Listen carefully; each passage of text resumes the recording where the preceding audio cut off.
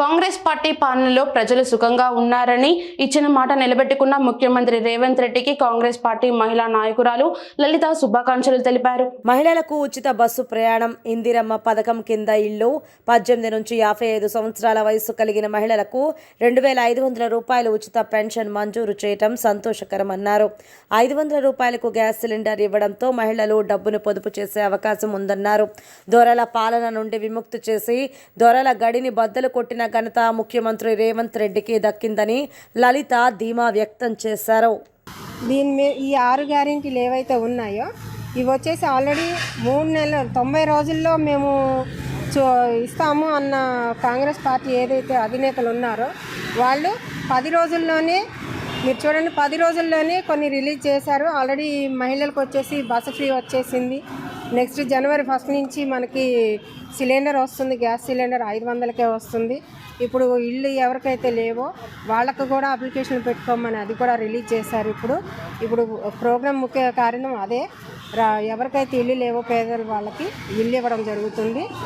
అప్లికేషన్లు పెట్టుకోమని చెప్పడం కోసానికి అవగాహన మేరకే ఈ ప్రోగ్రాం పెట్టడం జరిగింది. ఈ అన్ని ఈ 6 గ్యారెంటీలు ఇప్పుడు ఇంత త్వరగా రిలీజ్ చేసినందుకు ఈ కాంగ్రెస్ పార్టీకి ప్రత్యేక ధన్యవాదాలు తెలుపుకుంటున్నాము. మేము సీనియర్ నాయకురాలమే, మహిళల తరఫున అందరి తరఫున. ఇప్పుడు పాలాభిషేకం చేశాము సోనియమ్మ గారికి. పాలాభిషేకం ఈ 6 గ్యారెంటీలు ఇమీడియట్లీ రిలీజ్ చేసినందుకు, అదేవిధంగా రేవంత్ అన్నకు కూడా మేము పాలాభిషేకం చేసి కృతజ్ఞతలు తెలుపుతున్నాము.